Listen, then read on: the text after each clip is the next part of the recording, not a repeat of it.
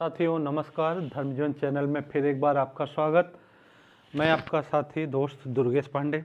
साथियों एक बहुत अच्छा अभी हम सभी लोग सेवा कर रहे हैं माता पिता पूजन दिवस की, और सबसे बड़ी खुशी की बात ये है कि इतनी अच्छी इतनी निस्वार्थ सेवा, स्कूलों में जाना, बच्चों को समझाना, अलग अलग स्थानों पर जाना, माता पिता पूजन कराना, ये बड़े सौभाग्य की बात है। और मैं तो कहता हूँ कि जो भी साधक भाई बहन इस सेवा में लगे हैं, वास्तव में वो सब नमन करने योग्य हैं। साथियों बहुत सारी वीडियो आ रही, देख के मन बड़ा प्रसन्न हो रहा है, लेकिन कुछ एक मन में सवाल आ रहा है, जो इस वजह से वीडियो बनाना एक आवश्यक लगा। साथियों कई सारे वीडियो ऐसे आ रहे हैं जिसमें माता पिता पूजन स्कूल में करवा रहे हैं स्थान पे, लेकिन वहाँ पे परम पूज्य सदगुरुदेव का बैनर या स्वरूप नहीं है वहाँ पे। और बहुत स्कूलों के देख रहे हैं, लोग स्कूलों में जा रहे हैं, वहाँ की वीडियो आ रही है, अपना माइक लेके जा रहे हैं, सामान लेके जा रहे हैं, वहाँ पे कार्यक्रम करवा रहे हैं, सब करा रहे हैं, लेकिन गुरुदेव का स्वरूप नहीं है। साथियों पहली बात तो हमें ये ध्यान रखना होगा, हम उस परम पूज्य संत श्री आसाराम जी बापू के शिष्य हैं जिन्होंने इतने सारे कुप्रचार के बाद भी सनातन संस्कृति की सेवा और समाज की सेवा का कोई भी कार्य बंद नहीं होने दिया। तो इसीलिए हमारा ये विशेष प्रयास रहना चाहिए कि हम जाएं तो माता पिता पूजन दिवस का बैनर बिल्कुल लगाएं और बापू जी का स्वरूप रहे। अब कुछ लोगों का ऐसा कहना है कि कुछ स्कूल ऐसे हैं कि जहाँ पे वो ऐसा कुछ मान्यता नहीं देते, तो क्या हम सेवा करने नहीं जाए? बिल्कुल जाओ, बिल्कुल जाना चाहिए। एक काम कर सकते हैं हम, ऐसे जगह जहाँ पे मान्यता नहीं दे रहे हैं, सेवा करने बिल्कुल, हमें समाज के हित की सेवा, कोई स्वार्थ अपना व्यक्तिगत तो स्वार्थ नहीं है, लेकिन समाज को उस संत की सच्चाई से भी अवगत कराना जरूरी है जिन्होंने सेवा कार्य का शुभ श्री गणेश किया।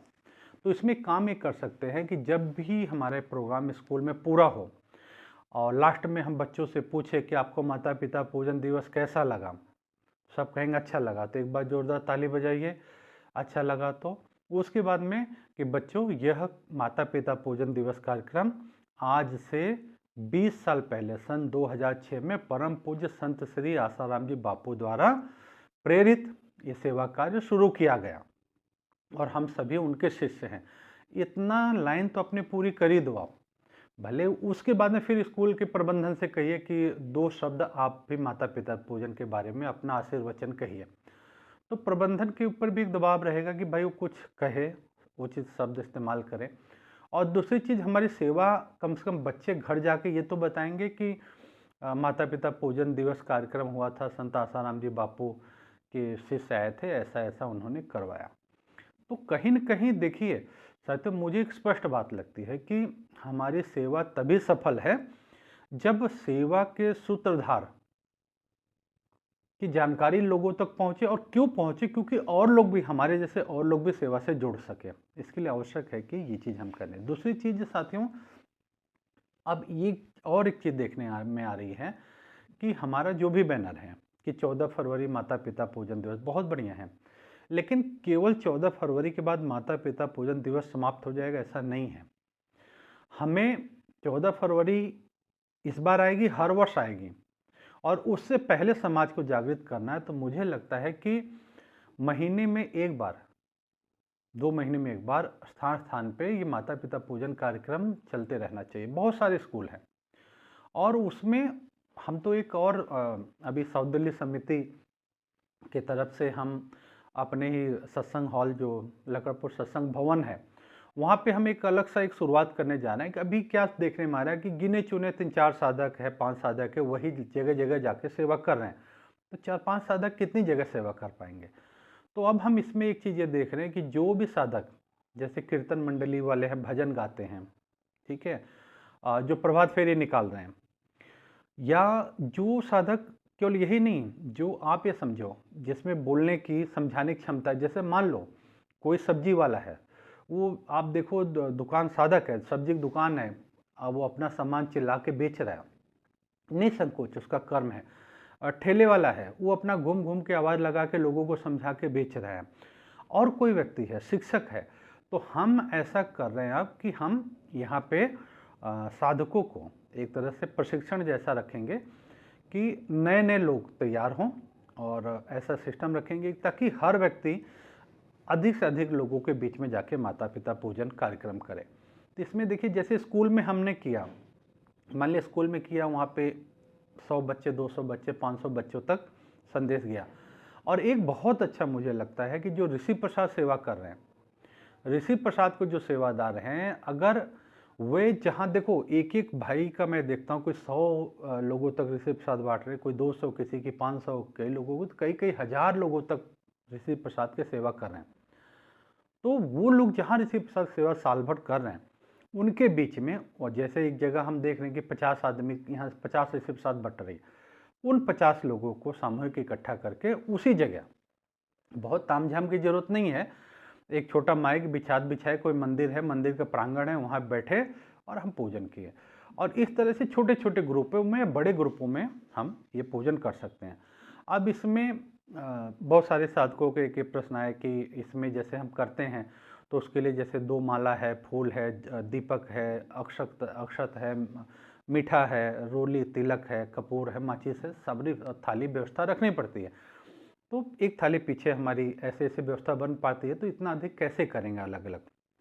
एक तो स्कूलों में जो हो रहा है कि हम डेमो करा दे रहे हैं कि 5-7 टीचर हैं, 5-7 बच्चे बैठे, 5-7 थाली में हमने करा दिया, बाकी बच्चों ने देख लिया। लेकिन हम जैसे आप कह रहे हैं सोसाइटियों में सब, जैसा मैंने किया है 1-2 प्रोग्राम में, अब एक बड़ी बात समझो, माता पिता भी देव स्वरूप है और मंदिरों में भगवान देव स्वरूप हैं।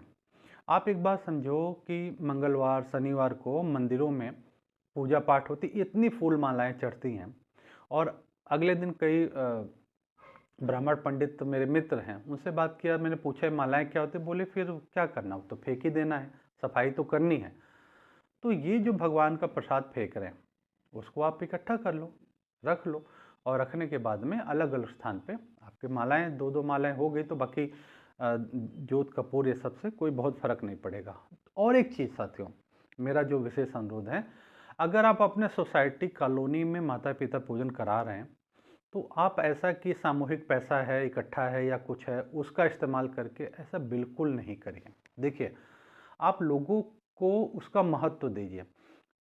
कोई भी आदमी कोई पूजा पाठ का सामान दूसरे का पैसे का लेके पूजा पाठ नहीं करता। स्पष्ट, आप कहीं मंदिर में जाओ, आपको चढ़ाना, दूसरा बोले लो जी मुझसे 5 रुपया, 10 रुपया लेके, 20 रुपया लेके चढ़ा दो, तो नहीं चढ़ाएगा।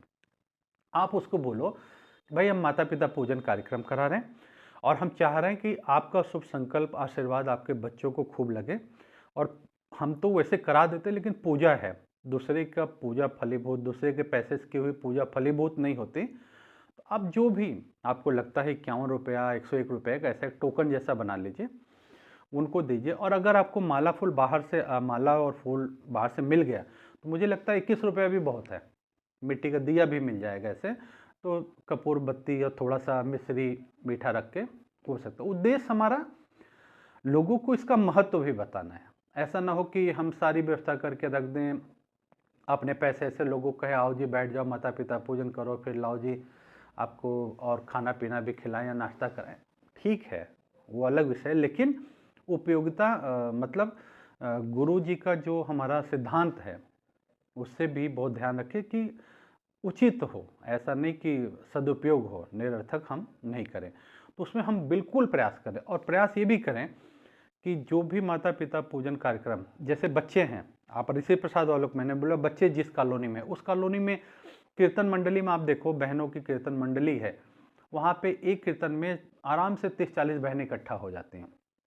ये 30-40 बहनें, उनके बच्चे, उनके पति, मिला करके आराम से आप कहीं करें तो 40-50 आदमी हो जाएंगे। 40-50 आदमी भी में आप अगर संदेश दे पाते हैं, तो ये कैसे संभव होगा? एक अगर 2-4 लोगों की टीम है, 2-4 लोगों की एक टीम है, तो वो बेचारे कितना सेवा करेंगे।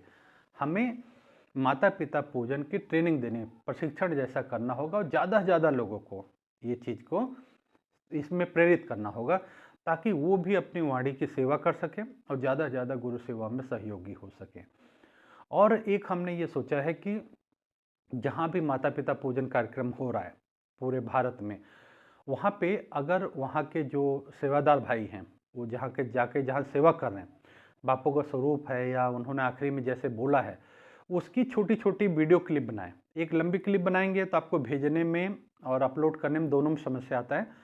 जैसे शुरुआत गए तो छोटी छोटी क्लिप, छोटे छोटे वीडियो के क्लिप बनाएं, और वो अगर आप चाहें तो आप हमें धर्म जीवन चैनल पे पूरे डिटेल के साथ आप कहाँ से कहाँ माता पिता पूजन किया और कौन कौन सेवादार भाई थे उनके नाम के साथ में, और आप कहाँ कहाँ सेवा कर रहे हैं वो पूरा मंडल, या उसके हिसाब से अगर आप चाहें तो उत्साहवर्धन के लिए, ताकि लोगों को भी जागृति हो, अधिक हो, तो हम धर्म जीवन चैनल पर बिल्कुल उसे अपलोड करेंगे।